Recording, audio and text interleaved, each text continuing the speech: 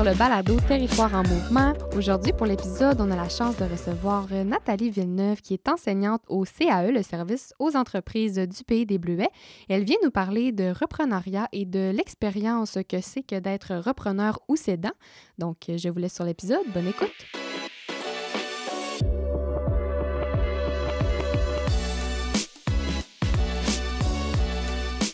Aujourd'hui, à l'épisode, on a la chance de recevoir Nathalie Villeneuve, qui est enseignante au CAE, donc le service aux entreprises du Pays des Bleuets. Bonjour Nathalie. Bonjour, ça va bien? Oui, toi? Oui, ça va super bien. Merci beaucoup d'avoir accepté de venir aujourd'hui au balado. Ça me fait plaisir, surtout de venir parler de repreneuriat. Oui. C'est vraiment... Ça risque d'être très intéressant.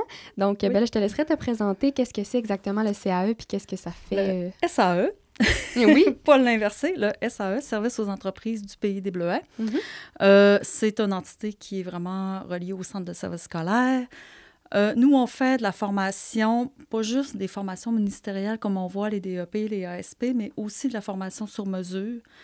On pense santé-sécurité, on pense mécanique, engin de chantier, mais en plus petit groupe, vraiment pour des besoins spécifiques des entreprises. OK. Donc, j'arrive avec nous, notre département. Moi, je m'occupe du volet entrepreneuriat, repreneuriat, comme on vient parler ce matin.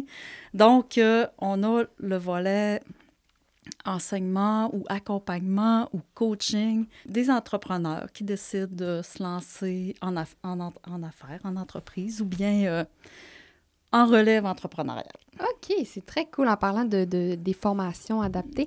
J'en ai fait une il y a pas longtemps, en tout cas, elle a fini hier, en fait, là, c'est vraiment très récent, sur le montage vidéo.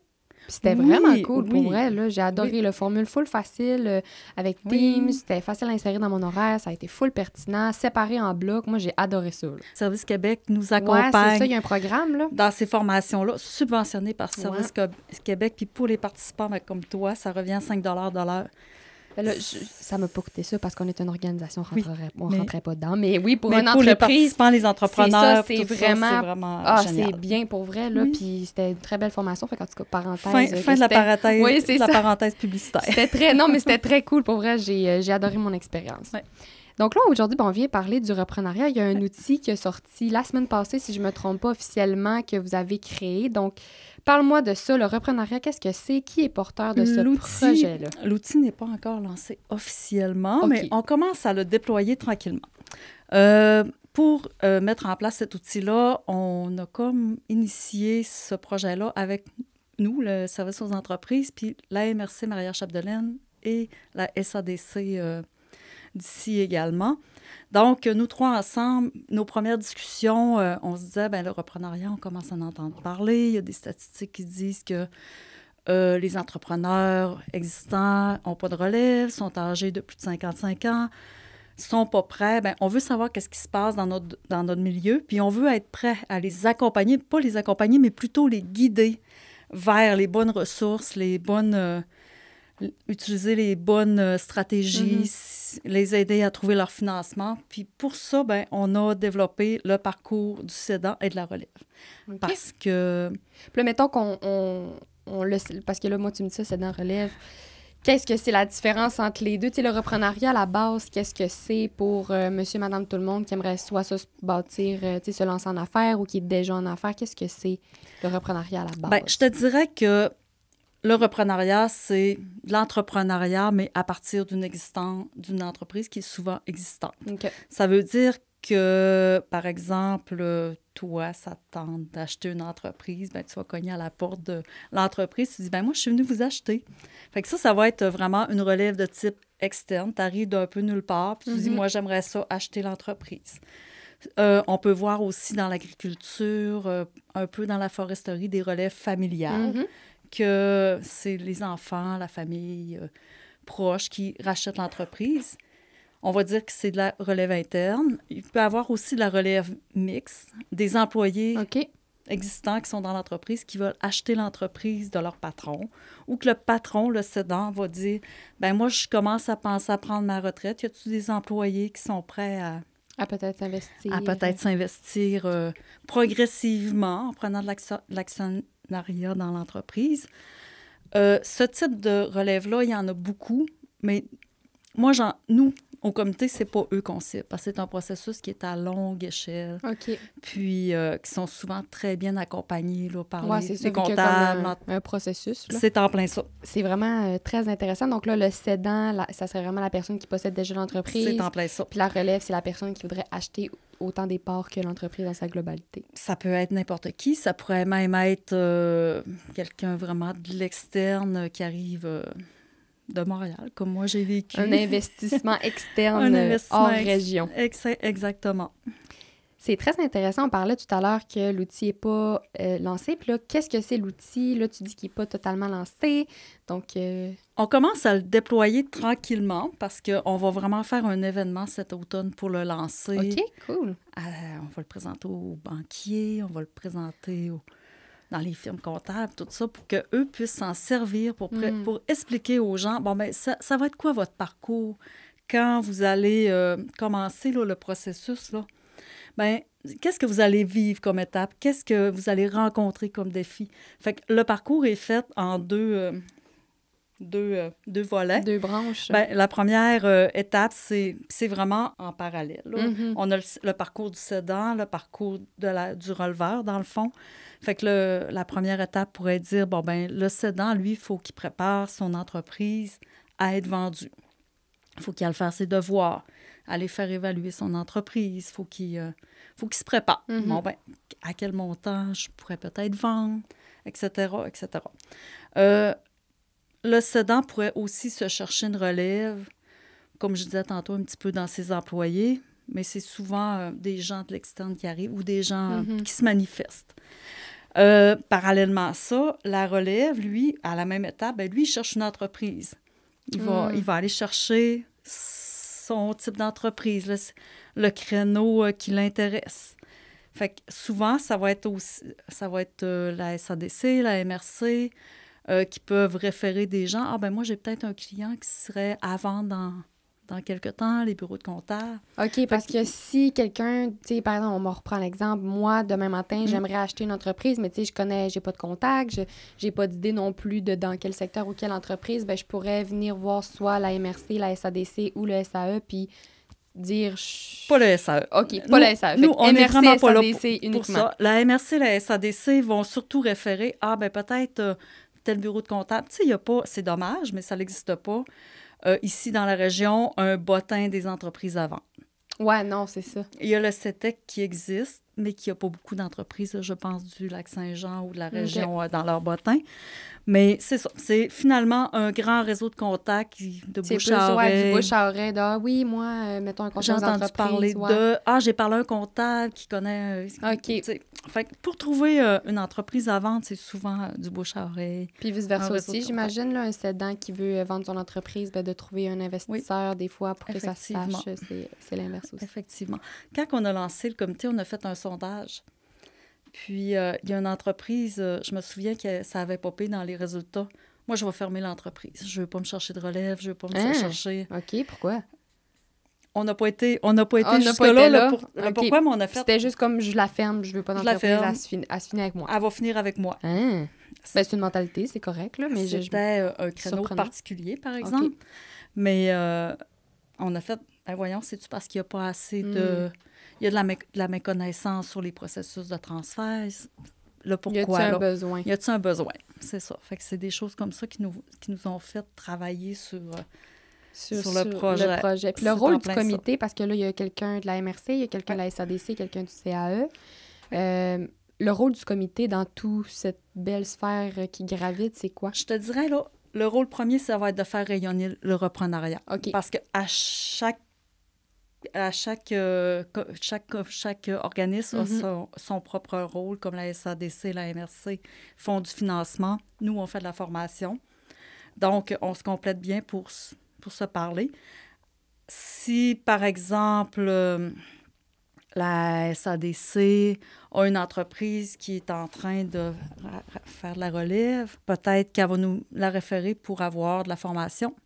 Et vice-versa. Mais le comité, c'est pas le rôle. D'offrir de la formation, d'offrir du financement, c'est vraiment de faire découvrir le reprenariat puis dire que ça existe. Puis que c'est important de se préparer aussi. Puis vous travaillez sur l'outil également. Également. Puis sur un événement cet automne... Est-ce qu'on peut savoir qu'est-ce que ça va être, l'événement? À venir. À venir? Bon, on ne peut pas savoir tout de suite encore. Parfait. Le processus, là, vous en avez parlé un petit peu tout à l'heure, puis mettons, quelqu'un, justement, veut acheter une entreprise, ben est-ce que vous allez l'accompagner dans, justement, sa recherche de financement, dans, tu sais, c'est quoi les étapes du reprenariat de... Souvent, moi, si je parle pour le service aux entreprises, souvent, quelqu'un qui veut la formation que moi je fais avec les relais, parce que de mon côté à moi, je ne fais pas de formation avec le cédant, avec le vendeur. Okay. Je fais vraiment de la formation avec la relève entrepreneuriale. Ça veut dire, on va les faire réfléchir à tout ce qui pourrait arriver du jour 1. Hey, j'ai envie de devenir entrepreneur, j'ai envie de me lancer dans le projet, jusqu'à comment trouver son financement, comment faire pour garder les employés qui sont en place, comment les rassurer. Tu sais, il y a tout le volet humain aussi dans un processus de reprenariat.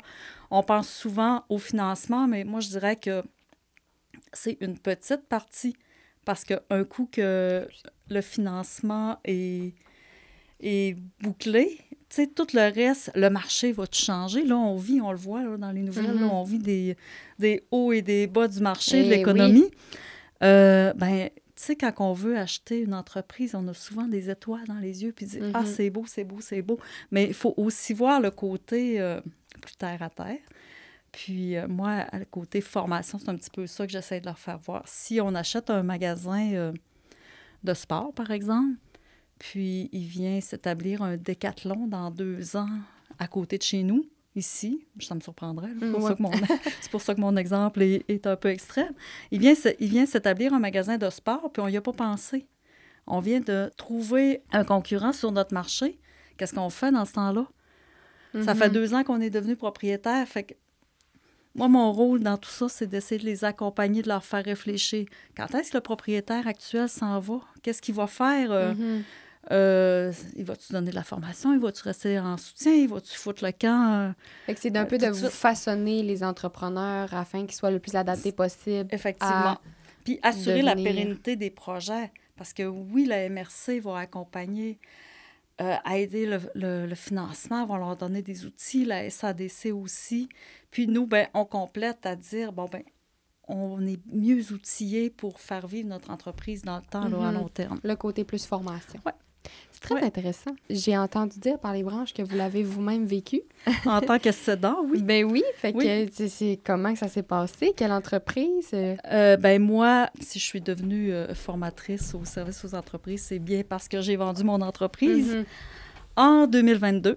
C'est récent quand même. Ça fait pas si longtemps. Ça fait 3 ans et presque 2 mois. J'étais propriétaire des magasins Bell.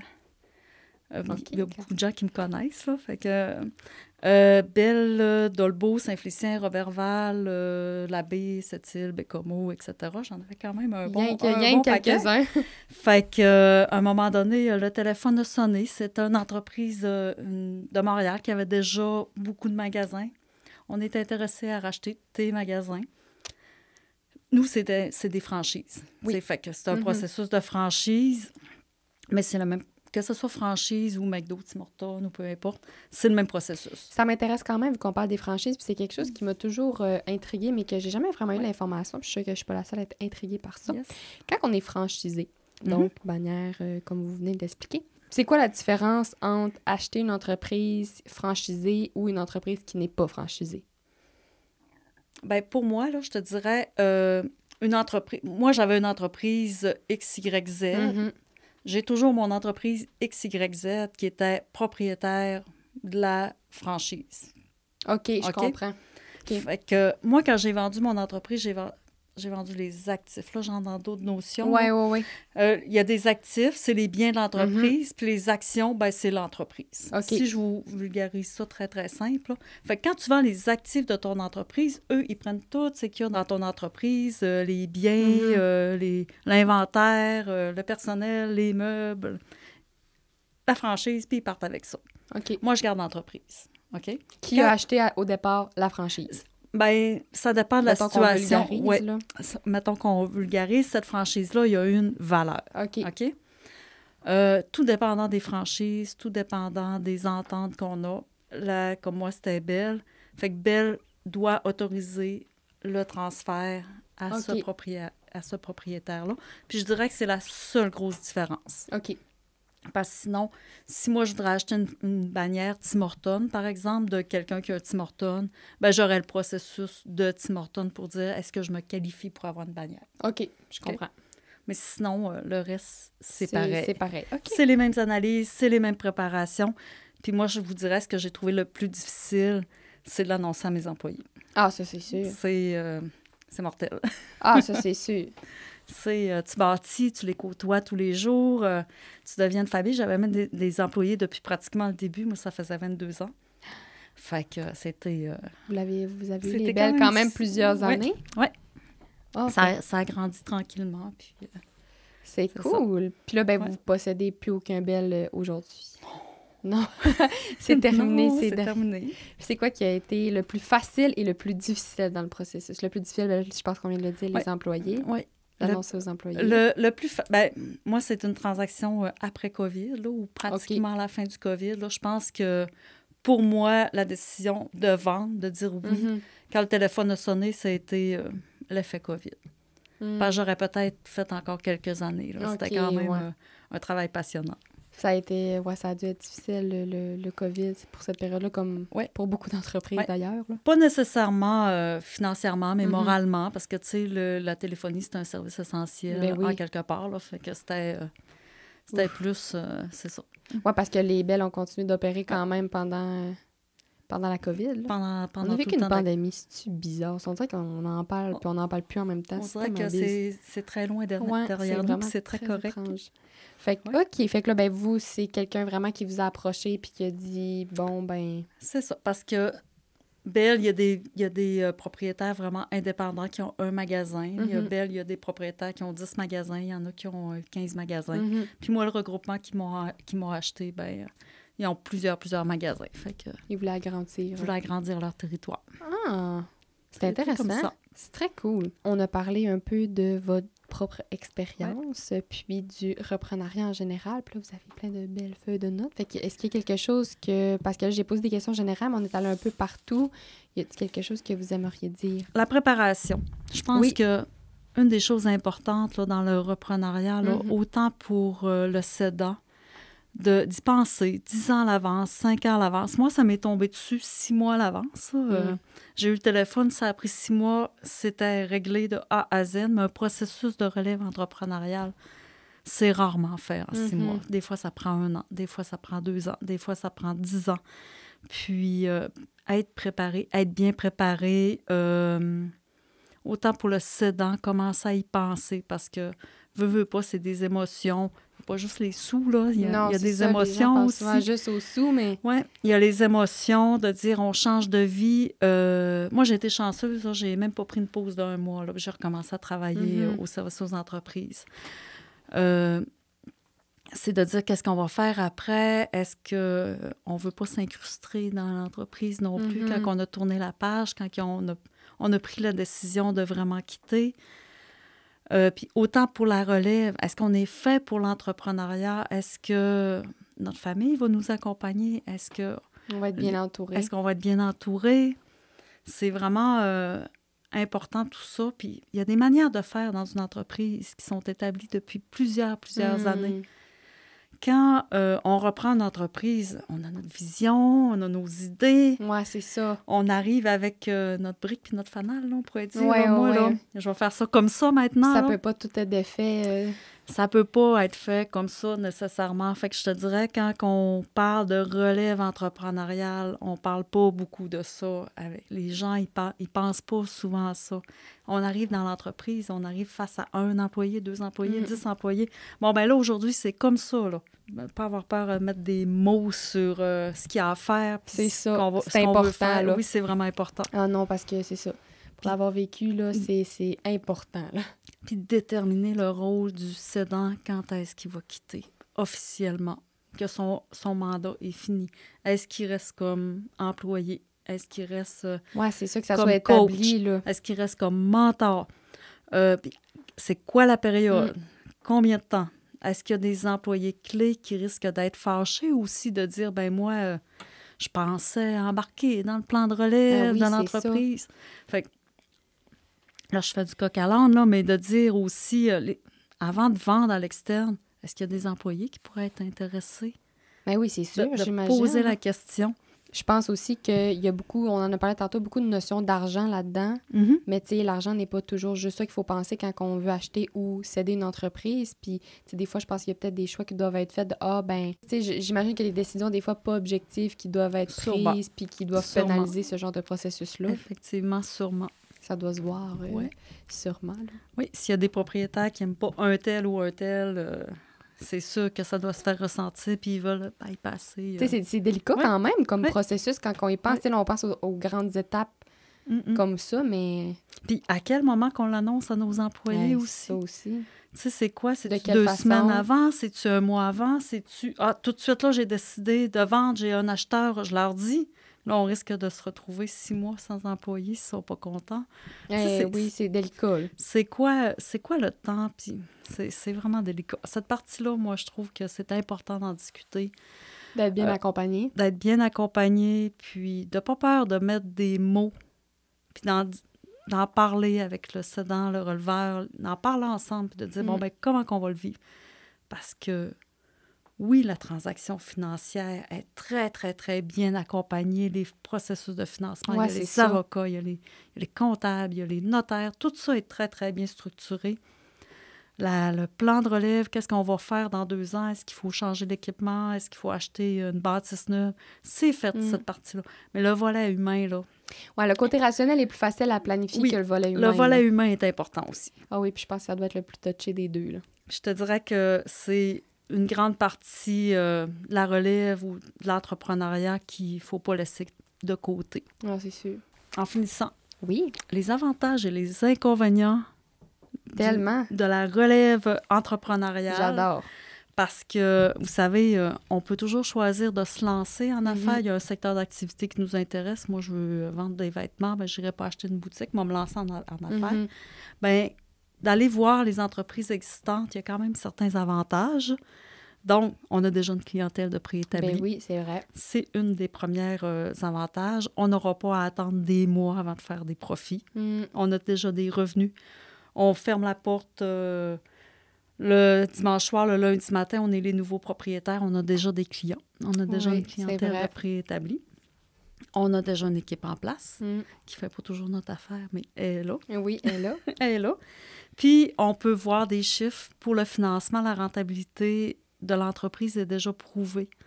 Fait que pour aller chercher son financement, ça peut être un peu plus facile. Un peu plus facile, c'est sûr. Donc, et les inconvénients. Mais oui, tout n'est pas tout noir ou tout blanc. Tout noir ou tout blanc. On peut avoir des problèmes internes qui n'ont pas été détectés lors du processus. Lors du processus. Une culture d'entreprise qui est déjà là, ou une vision. Tu sais, on parle mission, vision de notre entreprise, les valeurs qui ne sont pas les mêmes que nous. Puis le prix d'acquisition, pour dire que le financement est peut-être plus facile à aller chercher, mais le prix d'acquisition peut être plus élevé que de se lancer en affaires. Oh, ça ressemble à ça. Ça fait un beau topo pour un peu illustrer c'est quoi le reprenariat puis dans quoi on peut s'engager. Mais il ne faut pas avoir peur. Oui, bien, c'est tout par ça. Peur de se lancer. Puis, depuis le début, on reçoit des entrepreneurs, on reçoit justement des entreprises qui accompagnent comme vous en formation, la SADC, la MRC. Puis c'est ça qui revient tout le temps. Si tu as le goût de te lancer en entreprise, réfléchis.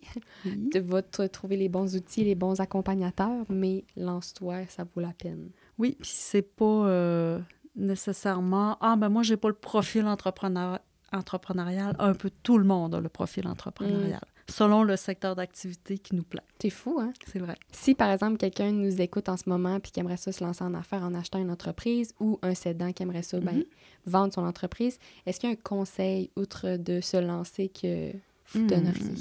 De y aller avec ce que l'on aime, première des choses. C'est pas d'acheter la première entreprise qui nous apparaît. Qui nous apparaît, mais de dire, si on achète une entreprise, au moins quelque chose qui nous passionne. Oui, c'est ça, de pas juste acheter quelque chose parce qu'on veut acheter quelque chose, puis là, on a une opportunité. Effectivement. Ben, j'imagine que ça revient à justement faire quelque chose qu'on aime dans notre quotidien. Fait que c'est assez pareil pour c'est acheter toujours une plus facile, hein? Oui, oui, parce qu'on travaille tellement toute notre vie.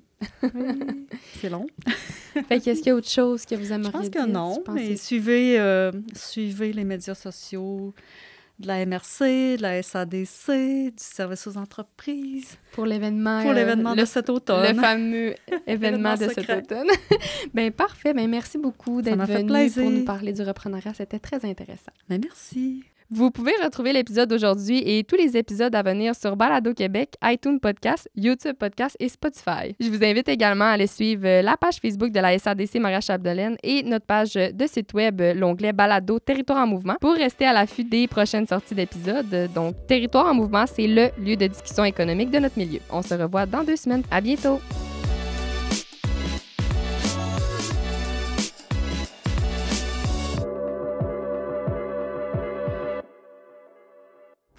Ce balado est produit en collaboration avec la Télé du Haut-du-Lac.